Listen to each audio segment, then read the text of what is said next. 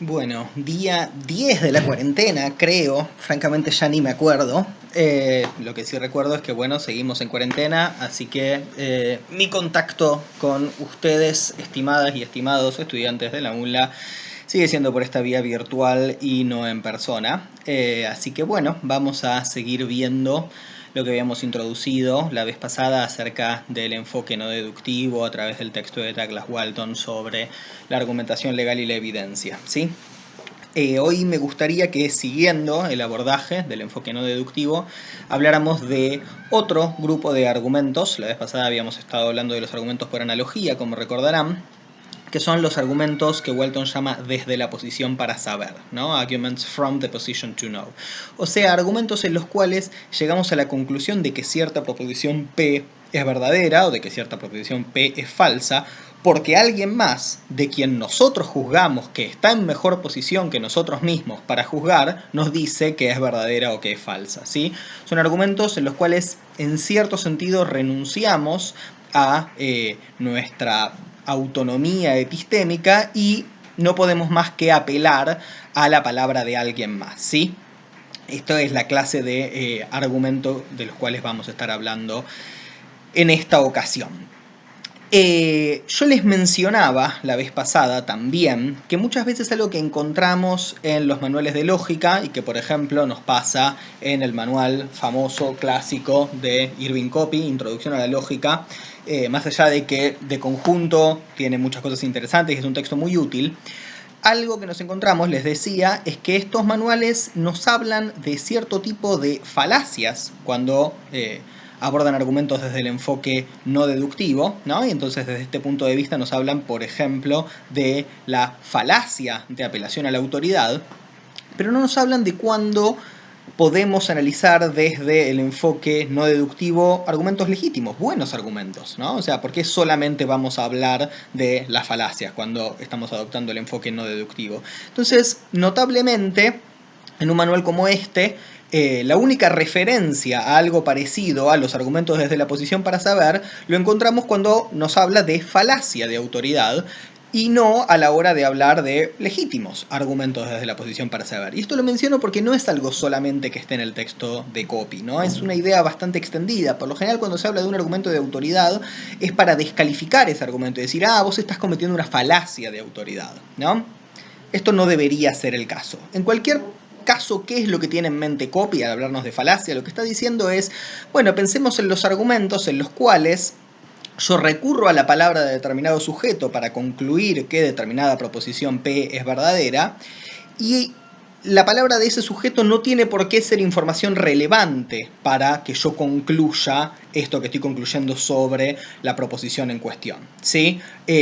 Típicamente porque la persona en cuestión no es un experto, nos va a decir Copy, acerca de el campo del que estamos hablando, ¿sí? Piensen, por ejemplo, en la publicidad, cuando la palabra de, no sé, un futbolista o un actor o algo por el estilo, supuestamente vendría a avalar que, qué sé yo, determinado champú funciona bien, ¿no? O pensemos, por ejemplo, en alguien que en este momento dijera, bueno, como Bolsonaro dice que el coronavirus es solo una gripecita, yo le creo al presidente, supongamos, ¿no?, que uno es brasileño admirador de Bolsonaro y dice, bueno, entonces yo asumo que el coronavirus es solo una gripecita, ¿sí? ¿Por qué eso sería claramente un mal argumento? Bueno, entre otras cosas porque Bolsonaro no es realmente un experto en el área, no es un epidemiólogo ni mucho menos, y entonces cuál sea su posición al respecto no es muy relevante para tomar decisiones racionales acerca del coronavirus. En todo caso, de nuevo, lo importante es, deberíamos poder tratar de determinar con más exactitud qué motivos específicos hacen que determinado recurso a la palabra de otro sea una falacia de autoridad y oponer estos casos a los casos en los cuales legítimamente podemos apoyarnos en la palabra de terceros, ¿sí?, para llegar a conclusiones. ¿De acuerdo? Por eso es que, reitero, entre otros motivos, estamos viendo este texto de Walton, ¿sí? Porque nos propone algunos criterios por la positiva para establecer la legitimidad de argumentos de este tenor. Ahora, hay varios tipos de argumentos, como les decía, que aparecen en el texto de Walton, enfocados desde este tratamiento no deductivo, ¿sí?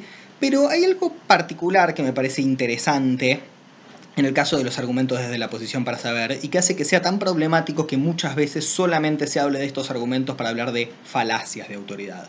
Y la razón es la siguiente: en una sociedad con un acervo de conocimiento tan gigantesco, tan complejo, tan especializado como lo es nuestra sociedad, es más o menos inevitable tener que apoyarnos en la palabra de terceros, ¿no? O sea, piensen un momento, dejemos de naturalizar cómo nos vinculamos con el conocimiento en una sociedad como la nuestra y pensemos cómo es esa relación con el conocimiento en comparación con una sociedad menos especializada en su conocimiento, como podría serlo una primitiva sociedad de cazadores-recolectores, ¿no? O sea, cuando de conjunto los Homo sapiens éramos cazadores-recolectores, seguramente necesitábamos ciertos conocimientos para nuestra vida cotidiana, del estilo de dónde podemos conseguir alimentos, cómo hacer fuego, cómo cazar, dónde pueden estar nuestros predadores, etcétera, etcétera.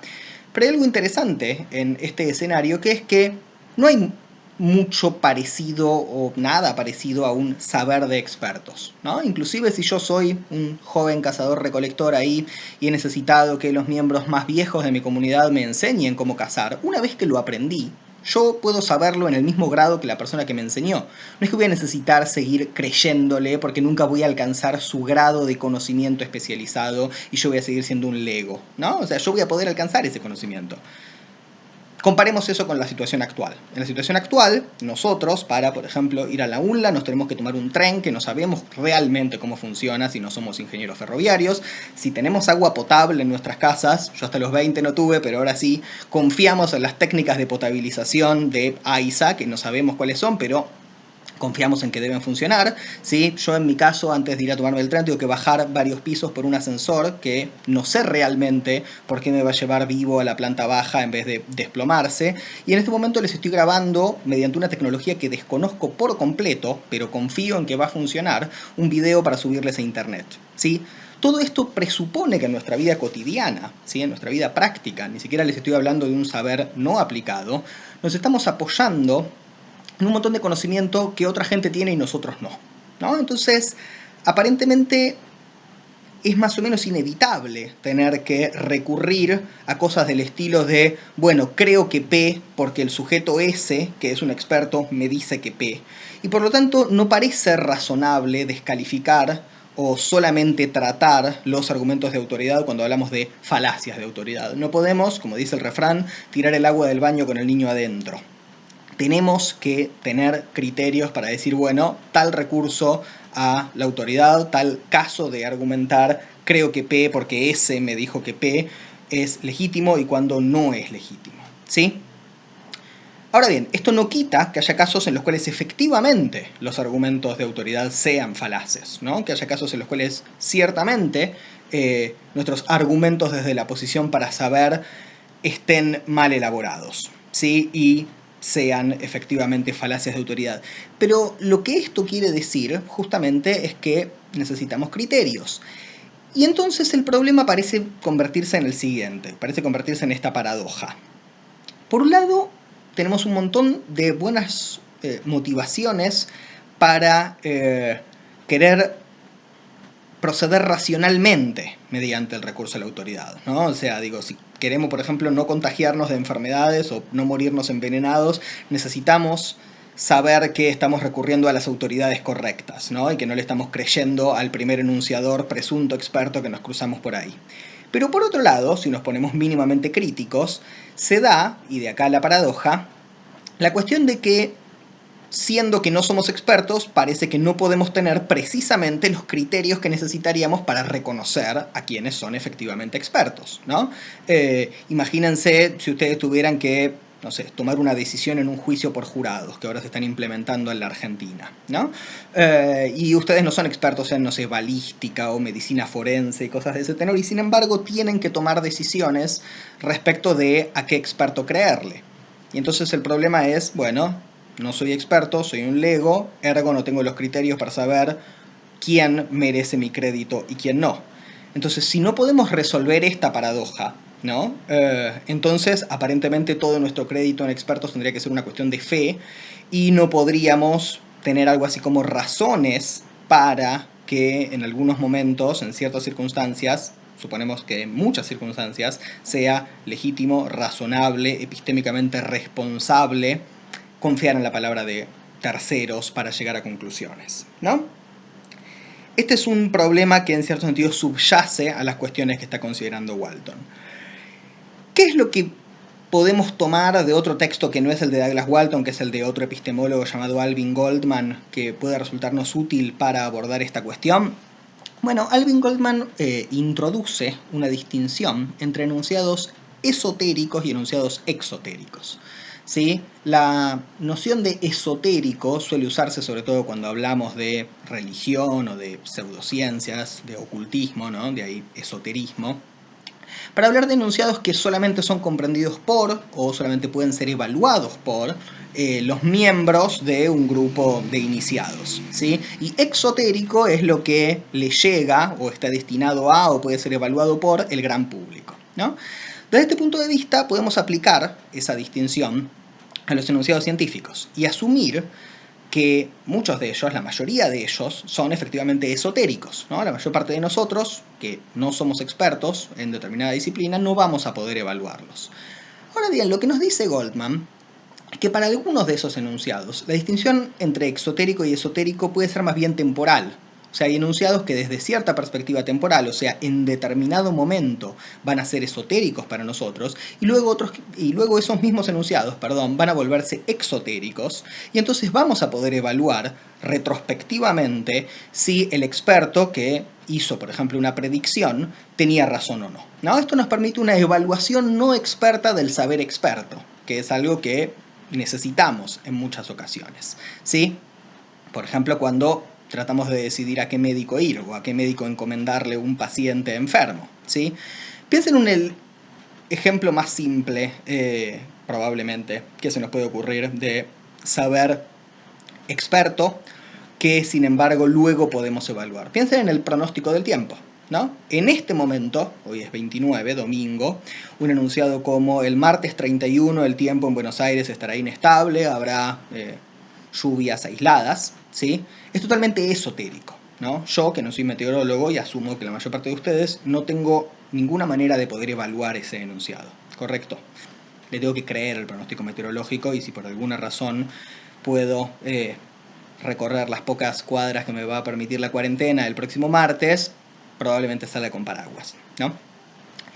Ahora bien, el martes el enunciado ya no va a ser esotérico, va a ser exotérico, ¿no? El enunciado ya va a poder ser evaluado por cualquiera de nosotros en vivo y en directo. Vamos a poder ver si está lloviendo o no está lloviendo, ¿no? ¿Qué nos indica este ejemplo muy tonto? Nos indica que, reitero, existe una posibilidad de evaluación no experta del saber experto. Podemos seguir desconociendo los fundamentos a partir de los cuales el meteorólogo anunció varios días antes que el tiempo iba a estar inestable en Buenos Aires, pero una vez llegado el momento, podemos darnos cuenta de si acertó o la pifió. De hecho, podemos saber cosas como, esto está medido, que el servicio meteorológico acierta entre el 73 y el 83% de las veces. ¿Correcto? ¿Para qué nos sirve este rodeo? Para asumir que no existe un bache, una brecha, un abismo infranqueable entre el saber experto y el saber no experto, ¿sí? Lo mismo nos pasa, por ejemplo, cuando testeamos retrospectivamente si un médico, por ejemplo, la viene pegando en sus diagnósticos, ¿no? Si tenemos acceso a, qué sé yo, una historia clínica, muchas historias clínicas, podemos ver si, por ejemplo, la mayor parte de los pacientes de ese médico por caso se le murieron, ¿no? En ese caso, por más que nosotros no tengamos nosotros mismos el conocimiento médico, vamos a decir, bueno, mejor prescindamos de los servicios de este señor. Y una vez hecho eso, una vez que nos damos cuenta de que disponemos de criterios racionales para evaluar el saber experto, podemos razonablemente también asumir que existe todo un conjunto de conocimientos en los cuales podemos racionalmente conferir, depositar nuestro crédito. Podemos decir, sí, efectivamente el sujeto S es un experto en su área y por lo tanto si S me dice que P, eso es un buen motivo prima facie para creer que P. Y en consecuencia podemos ir refinando algunos criterios para tomar en consideración a la hora de determinar qué tan razonable es concluir que P sobre la base de que S dijo que P, ¿sí? Entonces ahí sí podemos entrar en las llamadas critical questions, las preguntas críticas que toma Douglas Walton. Y en todo caso, en vez de decir o de sugerir globalmente que un argumento es malo porque apela a una autoridad, porque apela a las palabras de un tercero para concluir que P, podemos en todo caso determinar que el argumento es malo porque no sale bien parado de alguna de las siguientes 6 preguntas, ¿sí? La primera es la pregunta por la experticia, o sea, si la persona en cuestión es realmente un experto en determinado campo, ¿sí? Esto lo podemos determinar, por ejemplo, a través de sus credenciales institucionales o lo que fuere. Esto lleva una serie de problemas adicionales, pero es algo que se puede establecer. La segunda pregunta es si el campo sobre el cual está opinando es efectivamente el suyo o si, por el contrario, se está deslizando hacia otra área en la cual no es realmente una autoridad, ¿sí? Pensemos de nuevo el ejemplo de la publicidad que les decía, ¿no? Que se extrapola la legitimidad adquirida en un campo a otro campo. ¿Sí? La tercera de las preguntas que Walton nos dice que tenemos que formularnos es la pregunta por cuál es específicamente, exactamente la opinión emitida por la persona en cuyas palabras nos estamos apoyando, ¿sí? Porque asumimos que de lo que dijo S se sigue que P es verdadero, pero tenemos que ver qué es exactamente lo que dijo el sujeto S, quizás hemos malinterpretado u otro ha malinterpretado las palabras de este sujeto, ¿sí?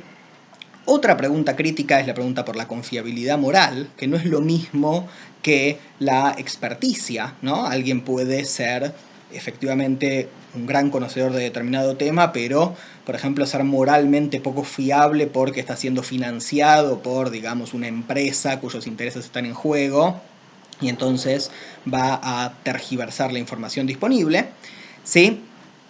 Otra pregunta crítica que nos dice que nos tenemos que hacer, la quinta, es por la consistencia o coherencia entre la opinión de este experto y la de otros expertos, ¿sí? En principio va a tener más valor la opinión del experto si concuerda con la de la comunidad científica o filosófica o que fuere a la que pertenece, que si es una opinión idiosincrática sostenida solamente por este experto en particular. Y por último, el criterio de la evidencia, a saber, el punto de si el testimoniante, el experto que nos está hablando, simplemente emite su opinión o además la acompaña de evidencia que podamos evaluar, ¿sí? Entonces, de nuevo, tengan en cuenta estas 6 preguntas críticas mencionadas por Walton como la forma de, en todo caso, reitero, evaluar, aunque más no sea por la negativa, por qué determinado argumento ha de ser aceptable o no cuando apela a las palabras de alguien más para llegar a cierta conclusión, ¿sí? Bueno, entonces esto sería la presentación general a este tipo de argumentos. Hay mucho de lo que hablar, pero los dejo con el texto para que lo lean. Y de nuevo, como tarea, traten de pensar ejemplos, ¿sí? Que a ustedes se les ocurran, de debates en los cuales hayan visto recursos, pueden ser legítimos o ilegítimos, a argumentos desde la posición para saber, ¿sí? Bueno, esto sería todo por ahora. Hasta la próxima.